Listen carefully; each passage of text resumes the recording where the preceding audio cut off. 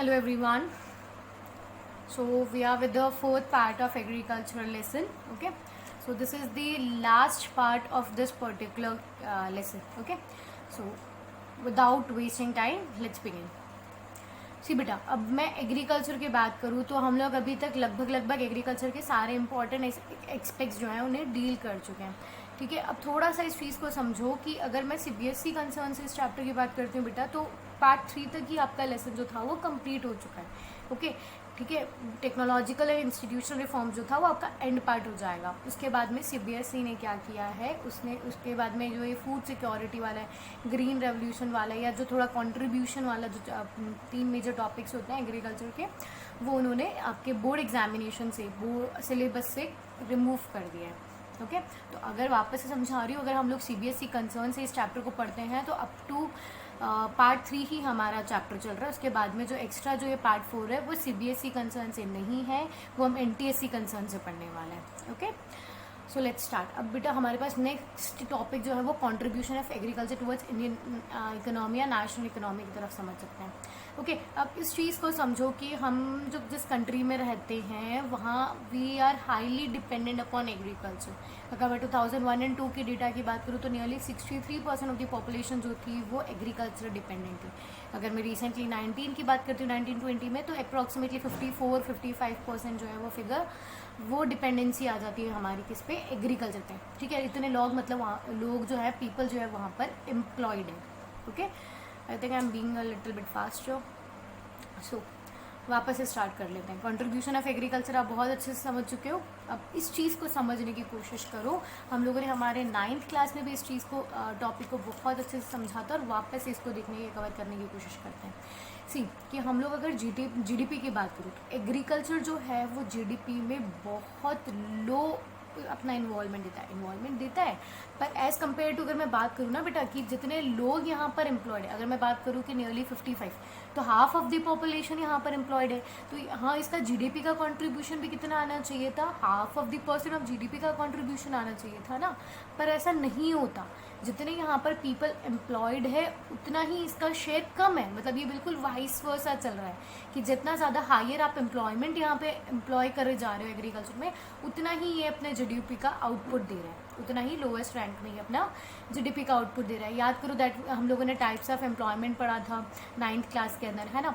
तो उस types of unemployment में हम लोगों ने डिस्गाइज अनएम्प्लॉयमेंट पढ़ा था. ठीक है, तो वहाँ आप लोग, या अंडर एम्प्लॉयमेंट आप लोगों ने पढ़ा था.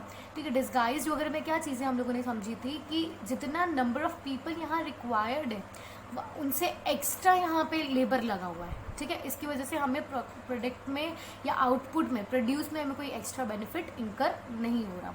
अब इसको समझने की कोशिश करो वापस से उसी एग्जाम्पल से. मानो कि for example I am having 10 acres of land. उस 10 एकर्स ऑफ लैंड पे मुझे मानो कि 10 पीपल मुझे एम्प्लॉयमेंट के लिए चाहिए. ठीक है, अगर मैं उन जितने रिक्वायर्ड है उतनों का अगर मैं एम्प्लॉय करके अगर मैं काम निकालने की कोशिश करूँगी तो इट्स फाइन. ठीक है, पर एग्रीकल्चर में क्या होता है बेटा, नॉर्मली जो एग्रीकल्चर है वो फैमिली के बेसिस पे करी जाती है. मतलब फैमिली के जो लोग होते हैं वो अपना लाइवलीहुड अर्न करने के लिए इसे प्रैक्टिस करते रहते हैं रूरल एरियाज़ में स्पेशली. ठीक है बेटा, तो अब उसी 10 एकर्स लैंड में मानो कि वो फैमिली में 20 लोग हैं, तो वो लोग क्या करते हैं, वो 20 पीपल उस पर्टिकुलर पीस ऑफ लैंड पे काम करने लग जाते हैं. तो हमें रिक्वायर्ड कितना था, 10, और उसमें सरप्लस कितना है, 10. तो प्रोडक्टिविटी एक्स्ट्रा नहीं आएगी, क्योंकि उस पीस ऑफ लैंड से आउटपुट आपको केवल और केवल एक सेटअप होता है ना कि हाँ ठीक है, आप चाहे कितना भी कर लो, ये आपको पीस ऑफ लैंड है वो आपको इतना ही आउटपुट देगी, चाहे आप कितना ही एडिशनल वैल्यू इसमें पुट कर लो, फाइन. तो ये चीज़ आप समझने की कोशिश करो कि एग्रीकल्चर का क्या है, जितना रेशियो ऑफ एम्प्लॉयज़ इसमें, लेबर इसमें इन्वॉल्व है, ये उतना हमें जीडीपी का शेयर नहीं देता है. तो अगर मैं बात करूँ कंट्रीब्यूशन की बात करूँ तो ये जीडीपी में हमें कंट्रीब्यूट तो कम कर रहा है, पर अगर मैं शेयर ऑफ एम्प्लॉयमेंट लूँ तो यहाँ पे हाईएस्ट नंबर ऑफ एम्प्लॉयमेंट आपको यहाँ पे मतलब देखने को मिलेगा कि जो एग्रीकल्चर है वो highest number of employment provide करता है इंडियन इकोनॉमी में एटलीस्ट. ठीक है, तो अब ये बहुत आप जेन्युइन चीज़ है, आप भी बहुत समझते हो कि सही और गलत के बीच में डिफरेंस समझते हो. तो ये ऑफकोर्स ये कुछ ऐसा है जहाँ पे हमारा जो ह्यूमन रिसोर्स है वो वेस्ट होता जा रहा है ना. तो अब इसके लिए हम लोग क्या देखेंगे, इम्प्रूवमेंट के मेजर्स देखेंगे. तो उस इम्प्रूवमेंट के मेजर्स में बेटा हम लोगों ने क्या किया है, इंडियन गवर्नमेंट ने इस्टेब्लिश किया है ICAR को, that is Indian council of agricultural research, ठीक है। ऐसे फिर उसके बाद में बहुत सारी यूनिवर्सिटीज़ करिए, ब्रीडिंग सेंटर्स किए। अब मैंने बताया था एग्रीकल्चर में स्टार्टिंग में कि फार्मिंग से बिसाइड भी हम लोग क्या करते हैं, रियरिंग ऑफ कैटल्स भी होता है, तो उसी के लिए इन लोगों ने ब्रीडिंग सेंटर्स वगैरह भी डेवलप किए। ओके, तो अब आप ये ICAR वगैरह इनका काम समझो। अब बेटा ये लोग क्या करते हैं ना, ये पीस ऑफ लैंड पे स्टडी करते हैं, ये सॉइल पे स्टडी करते हैं, और ये पहले से वेदर फोरकास्ट वगैरह को डील करके ही फार्मर्स को पहले से ही बता देते हैं कि इस तरह के प्रोस्पेक्टस आगे होने वाले हैं, या फिर अभी हम जिस तरीके से एग्रीकल्चर पे काम कर रहे हैं, रिसोर्स पे काम कर रहे हो, अगर हमें उसे फुलर मैनर में यूटिलाइजेशन नहीं मिल रहा है तो हमें क्या क्या इनिशिएटिव्स या इम्प्रूवमेंट करना चाहिए।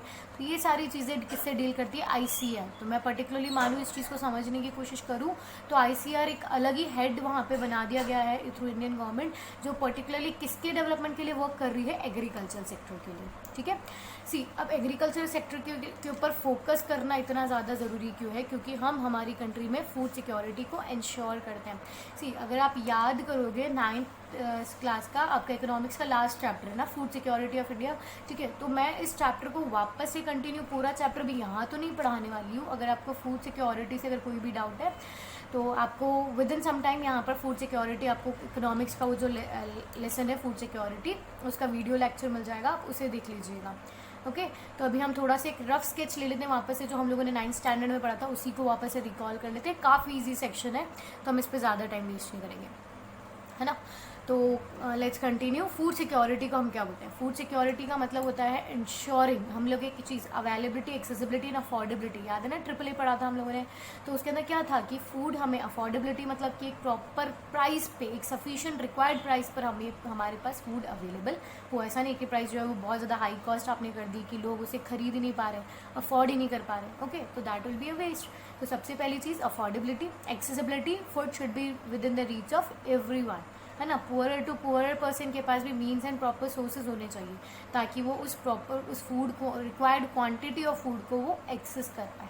ओके, अवेलेबिलिटी भी होनी चाहिए, फूड हमारे पास इतना खाना भी अवेलेबल होना चाहिए कि वो सबकी नीड्स को सेटिस्फाई कर पाए। मानो कि अगर जैसे हम लोग बात कर लेते हैं कि यहाँ पे घर में 10 लोग हैं मेरे घर पे खाना खाने वाले, और घर में खाना केवल 8 ही लोगों के लिए बना है, तो क्या हो जाएगा, फूड सिक्योरिटी कंप्लीट नहीं हुई ना।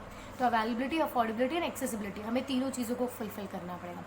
तो यहाँ पर अगर मैं डेफिनेशन की बात करूँ तो it refers to ensuring of availability of food for to all the sections of society. यहाँ पे हमें कॉस्ट का भी ध्यान रखना पड़ेगा, अवेलेबिलिटी का भी ध्यान रखना पड़ेगा, और अफोर्डेबिलिटी, हर चीज़, एक्सेसिबिलिटी, हर चीज़ का, बिना किसी लाइक डैमेज के या बिना किसी डिफ्रेंसिएशन के सभी लोगों को खाना मिलता है। ओके, अब जो हमारे पास फूड सिक्योरिटी बेटा वो भी 2 चीज़ों से डील करती है। I am sorry again for today also. तो हम हमारी जो फूड सिक्योरिटी वो 2 चीज़ों से डील करती है, buffer stock and public distribution system. तो अगर मैं बफर स्टॉक की बात करती हूँ तो बफर स्टॉक का मतलब क्या होता है ना, हमारे पास एक स्टॉक्स होता है हमारे गोडाउन्स के अंदर। सी, अब बफर स्टॉक्स में क्या होता है, जो फार्मर्स है वो क्या करते हैं, वो जैसे मतलब ये पूरा प्रोसेस आपको मैं वापस से रिकॉल करवा देती हूँ। इसके अंदर क्या होता है कि जो अब मानो for example I am a farmer, okay, मैंने कल्टीवेशन किया है। अब गवर्नमेंट क्या करेगी, मुझे फार्मिंग से पहले ही एक MSP डिक्लेयर कर देगी, मिनिमम सपोर्ट प्राइस। जैसे मानो कि उन्होंने जो इस बार की MSP उन्होंने डिक्लेयर करी है, जैसे मुझे राइस हार्वेस्ट करना है तो उन्होंने बोला कि ठीक है हम आपसे 1 क्विंटल जो है वो 30 रुपीज़ में परचेस करें, ठीक है। तो मुझे एक लिमिट पता चल गई है कि मुझे इस राइस प्रोडक्शन के ऊपर 30 रुपीज़ तक का मैं या 20-25 रुपीज़ तक का मैं खर्चा कर सकती हूँ ताकि मुझे 5 रुपीज़ का प्रॉफिट मिल जाएगा। ओके, तो वो एक मिनिमम सपोर्ट प्राइस फार्मर्स को अनाउंस कर दिया जाता है।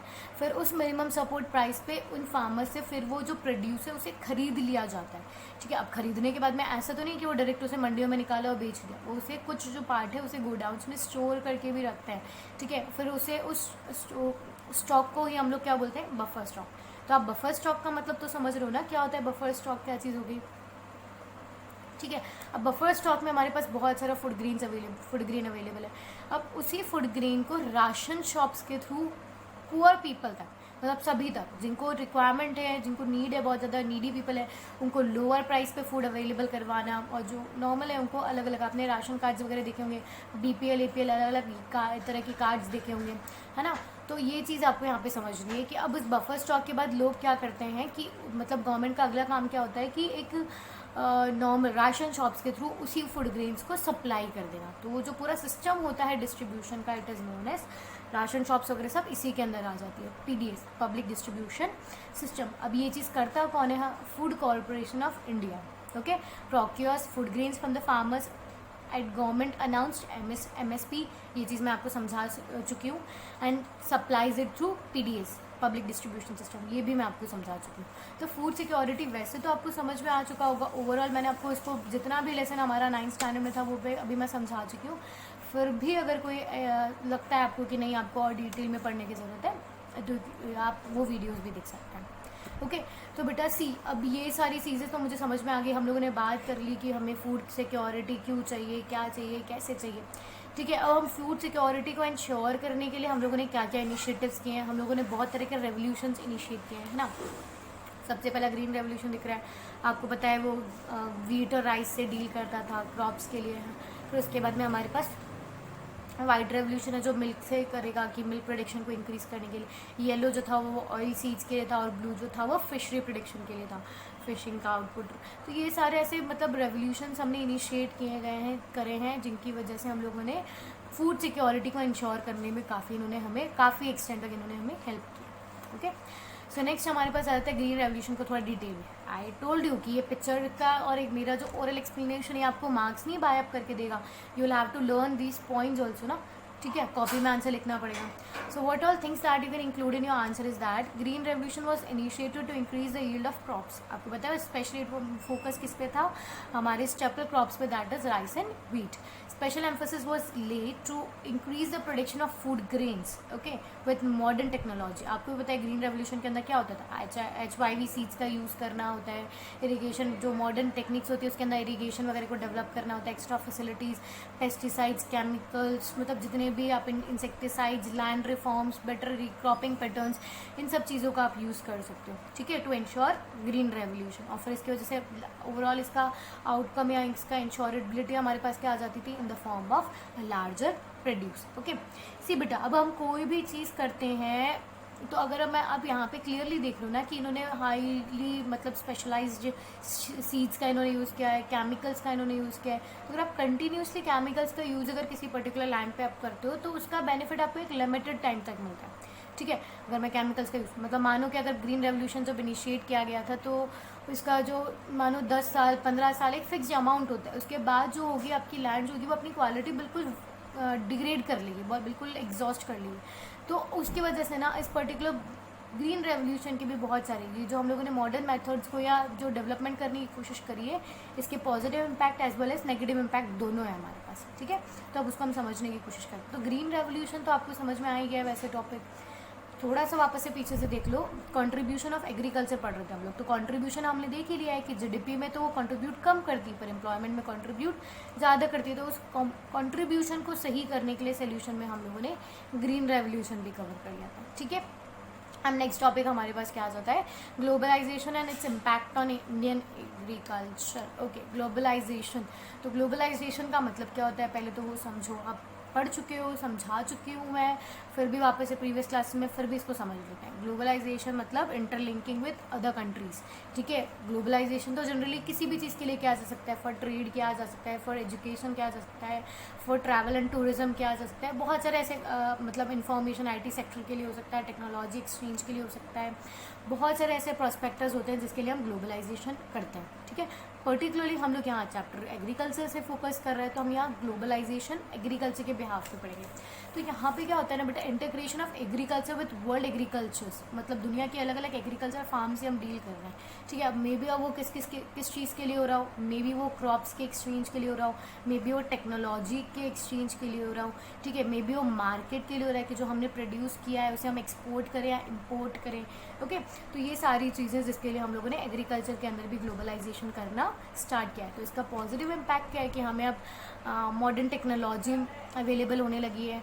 अब हम लोग जो मतलब अलग अलग वर्ल्ड के पार्ट्स में जो हमारे पास जितनी भी मॉडर्न टेक्नोलॉजीज है वो हमारी कंट्री में हम उसे इम्पोर्ट कर सकते हैं। अबंडेंट कैपिटल, अगर आपको आप इसको अबंडेंट कैपिटल से क्या समझोगे कि अब यहाँ पे आप ग्लोबलाइजेशन करने वाले हो, तो आपको एक जो मार्केट एरिया है या जो लैंड वाइज में अगर किसी भी तरीके से अगर मैं एरिया की बात करूँ वो भी इन्हांस हो गया, ठीक है। यहाँ पे अगर आपको मार्केट बड़ा मिला तो आपको प्रॉफिट अर्न करने का जो अपॉर्चुनिटी वो भी आपके लिए बढ़ चुकी है, तो वो आपके लिए किस में कवर अप हो जाएगा, अबंडेंट कैपिटल में कन्वर्ट हो जाएगा, ओके। और ग्लोबलाइजेशन को गवर्नमेंट भी सपोर्ट करेगी, तो गवर्नमेंट जब आपको एड्स और इनिशिएटिव्स देगी तो उसके लिए उसकी वजह से वैसे भी आपके पास अबंडेंट कैपिटल हो जाएगा।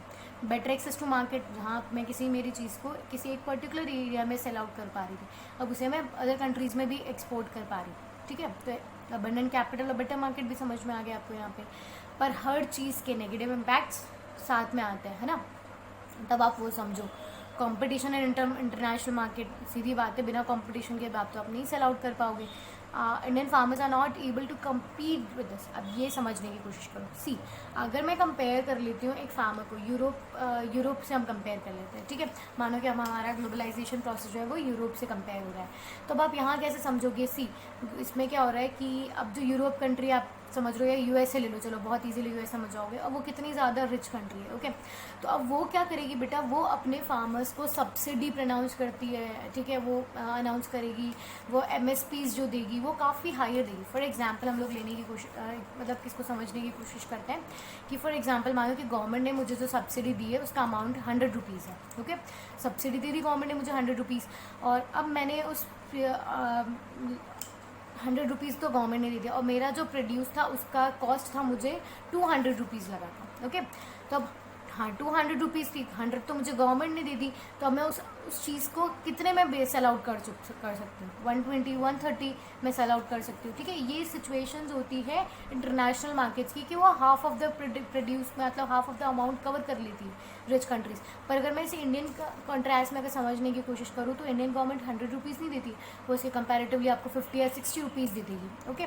तो लो सब्सिडी रेट होने की वजह से क्या होता है, अब मेरी कॉस्ट बढ़ गई तो मैं उसे नियरली 150 160 180 रुपीज़ में सेल आउट करूँगी।